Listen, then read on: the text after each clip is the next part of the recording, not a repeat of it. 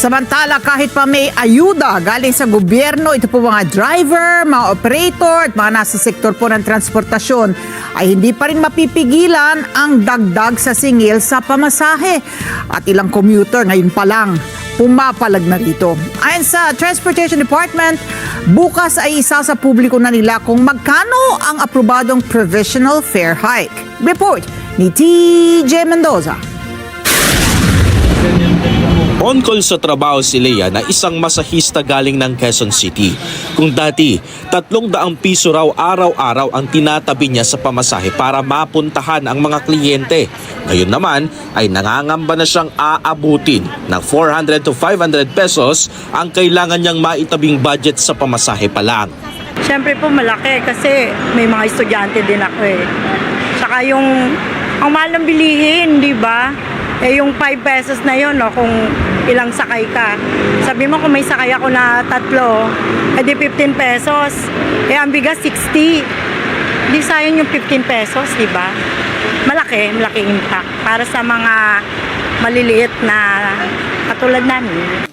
Pero ngayong araw, inanunsyo ng Department of Transportation at ng Land Transportation Franchising and Regulatory Board o ng LTFRB na may pagtaas pa rin ng pamasahe. Kahit pa may ayuda na sa mga tricycle driver mula sa Department of Social Welfare and Development o ng DSWD at may fuel subsidy na inihahanda naman ang DOTR. Yan ang binigyang linaw ni Transportation Department Chief Giovanni Lopez sa tanong ng ilan kung tataas pa ba ang pamasahe gayong may ayuda at subsidiya na nakalaan sa ilan sa mga public utility vehicles. Pero para kay Leia, dapat maging patas ang DOTR at ang DSWD sa pagbibigay ng ayuda. Abang swerte nila. Ang laki ng kikitain nila. Sana consider din nila yung mga maliliit na trabahante. Maliliit lang din yung kinikita. Sa sobrang taas ng pamasahe ngayon, malaking epekto. Lalo kung may mga maraming estudyante. So, dapat maawa din sila doon. Kumbaga, give and take din, diba? Tulungan para lahat makasurvive. But then again, yung presyo, kailangan talaga yung pamasahe, kailangan talaga reasonable at talaga namang kaya ng ating mga commuters.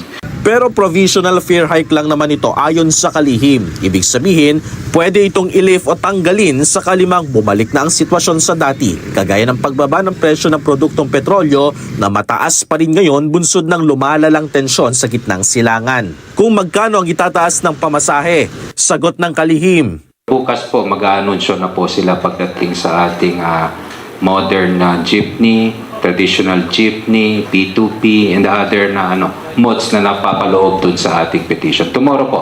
Kahapon nagsimula ng magtaas ng pamasahe ang mga provincial buses kaya pinag-aaralan na rin ng DOTR at ng LTFRB ang hiling rin ng ibang transport modality na provisional fare hike para naman sa mga taxi, TNVS at mga delivery riders.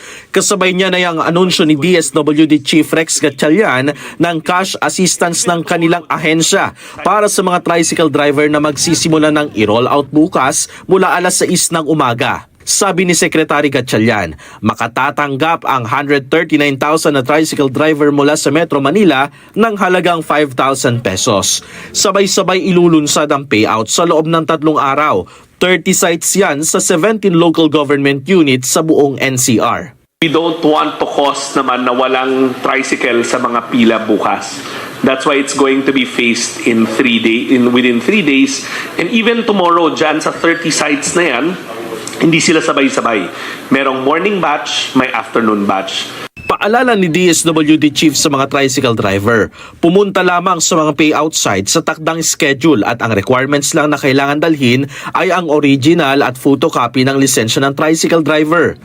Pagkatapos ng payout sa mga tricycle drivers sa NCR, susunod na rin ang ayuda sa mga jeepney drivers sa mga susunod na linggo. Meron siguro kayong maaring marinig na isolated cases na nawawala yung pangalan. Pero ito na lang siguro yung gusto naming sabihin. Kung sakaling mawawala o nawala ang pangalan nyo in the next 3 days, hindi naman ibig sabihin hindi ka na makakatanggap.